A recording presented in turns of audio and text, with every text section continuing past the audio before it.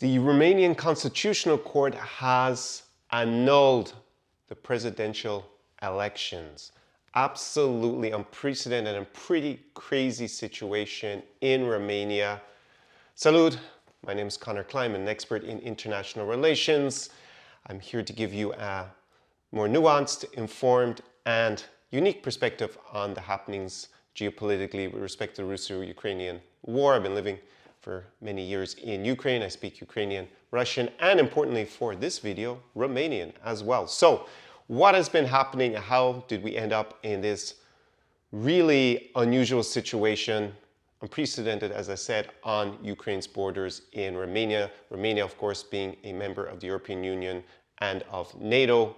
So about 2 weeks ago, there was the first round of the Romanian presidential elections.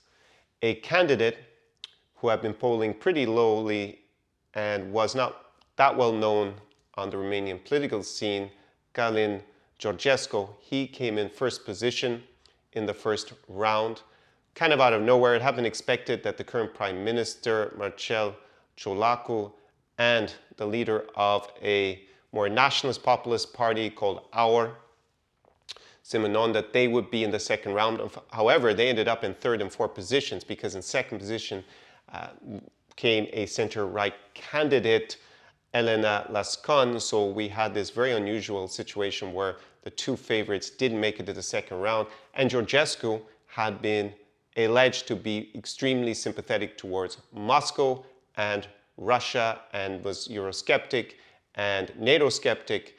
And in the time between the first round and what would have been the second round, there were a lot of allegations that he had run a TikTok campaign. He claimed he didn't have any campaign financing, and there was a lot of speculation because he had a huge presence on TikTok. In particular, TikTok is, of course, owned Chinese-owned company, which is more or less allied with Russia with respect to the Russo-Ukrainian war. They are assisting Russia, and Georgescu began to say more and more things openly, also to foreign media, that would make him look like Moscow's man in Bucharest if he were to win.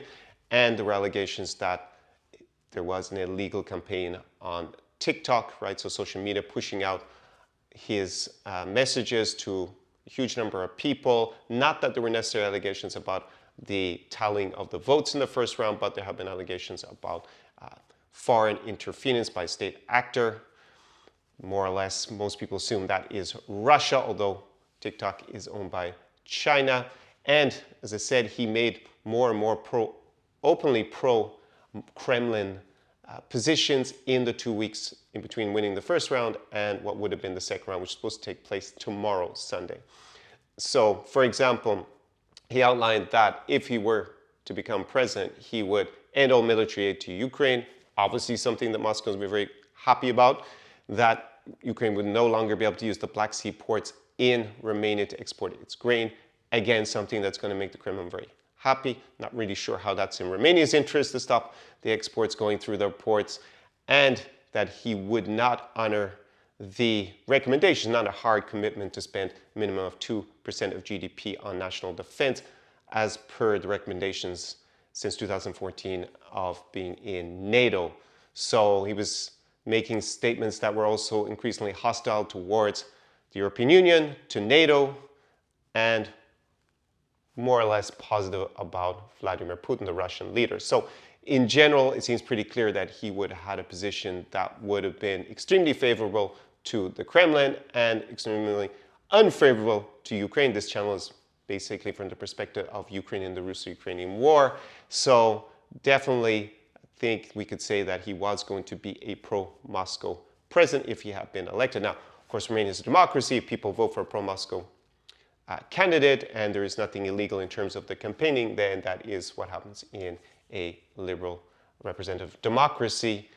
However, there were other steps taken by the government in the last week where the Romanian government basically released declassified documents from their security services alleging that he was being illegally assisted by a state actor. Everyone assumes that is Russia. And then the Constitutional Court decided to annul the elections, so including the first round, and Romania, actually, to make it more complicated, had a parliamentary election in between. It was actually last weekend. And so there's no current government. That government will be formed pretty soon. So they will then have to decide when to organize the new presidential elections. So everything has been annulled by the Constitutional Court. And then on top of it, the ECOT which is the prosecutor's office, has opened a criminal investigation against Georgescu. So we will see what happens like that. There's possibility that he's going to be formally charged in the future with doing something illegal, something nefarious. So we'll have to see what happens there. So a lot of speculation that this is an attempt to prevent the will of the Romanian people to elect a pro-Moscow candidate to the presidency. On the other hand, there is claims that, well, this is a way to stop Russia interfering and controlling Romanian democracy and compromising it. So you could probably say that there's possibility that both are true. You have to remember that on top of it being Georgescu against Lascon in the second round, because the current prime minister was unexpectedly did not make it into the second round. He was very narrowly beaten into third place by Lascon. It was 0.02%. And Georgescu took a significant number of his votes away from him that would have been expected to have gone to the current prime minister. There is a big incentive from the government to actually somehow have it annulled and to start again, because then presumably they would be in a position possibly to be in the runoff against Georgescu. Maybe Georgescu wouldn't even make the second round. It might be Simenon from and then they might actually be able to win the election, whilst in the polling between Georgescu and Lascon, Georgescu was 4 percentage points ahead. I talked about that in a video yesterday. However, in the betting, which is nowadays seems to be more reliable than opinion polls, Lascon was expected to win. The decision to annul was made by the Constitutional Court. So is there some bias by the Constitutional Court to help the current government, or the government that was on the way out, that actually is the biggest party in the parliamentary elections last week? Possibly. At the same time, there is a lot of evidence that Georgescu was being helped by Russia and possibly China. And you just have to see what I've talked about on my own channel. I started this geopolitical channel pretty recently. It's small. It has a little bit over 150 subscribers. But my video from maybe it's about 10 days ago now about the first round of the Romanian elections was inundated with trolling comments. Some of them seem to be done by AI. Some of them by people who, the way their syntax was in English suggests they spoke a Slavic language, and all pro-Georgescu, all pro-Kremlin talking points. So definitely there's something fishy going on if even my channel is targeted in English, which obviously, and being tiny and clearly not having any relevance to influencing the Romanian elections, but still it gets targeted. So both can be true. It is definitely not a good situation for Romanian democracy.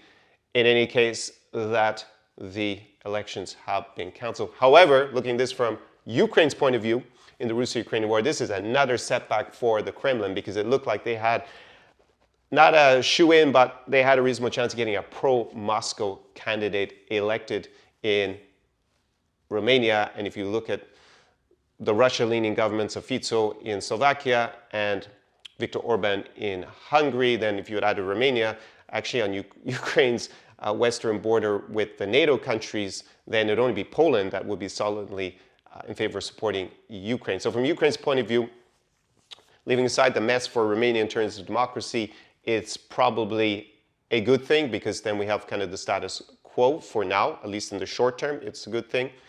And there was a chance that Georgescu would have won, which would have created problems. Of course, there was also a chance that Lascon would have won, and then there would have been no issue.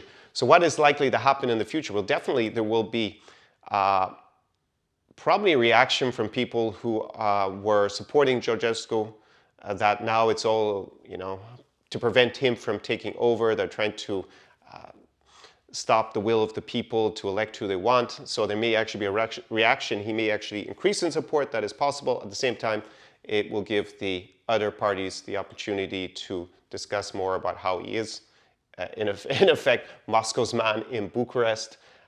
With his policy position, they are extremely pro-Kremlin. They are extremely negative towards the European Union and NATO and Ukraine. So we'll have to see what happens. But from a Ukrainian point of view, the status quo at least prevents a more favorable president towards the Kremlin taking over in Bucharest. And if we look at the last week, with what's happening with Russia's allies in Syria, the Assad regime from this morning looks very close to collapsing. The Islamists that have been advancing in Aleppo, then Hama, now they're about to take Homs. It looks like they're very close to it. And there are other opposition military groups that are also fighting and taking territory from the government forces. Other parts, it may be that Russia's airfields and naval port on the Mediterranean in Syria are now going to be under risk. This is going to be a big setback for Russia. Also in Georgia, there are still protests against the Georgian Dream Party, which is considered to be more favorable towards Moscow. I had a video about it last week. I'll make another video soon as those protests continue in Georgia.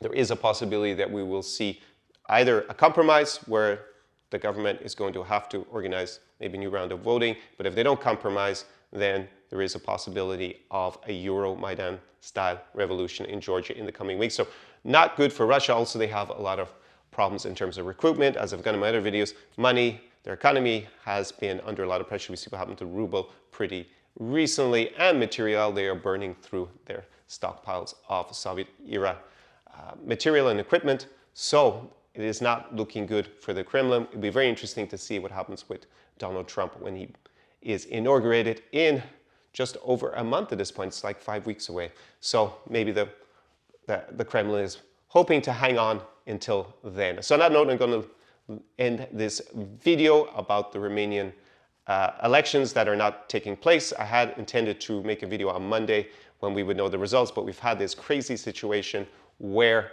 the Romanian presidential elections have been cancelled for now, and they will take place at a later date. Definitely, I tried to search and find a comparable situation. Definitely it's the first election that has been cancelled due to allegations of illegal campaigning on TikTok or social media. That seems to be the case for sure, but even in general, the fact that elections have been cancelled on the eve, more or less, of the second round is pretty crazy, in my opinion. It is pretty unprecedented. It's a wild situation. So on that note, I will say la revedere, and we will discuss things further on the next video in terms of geopolitics in the region.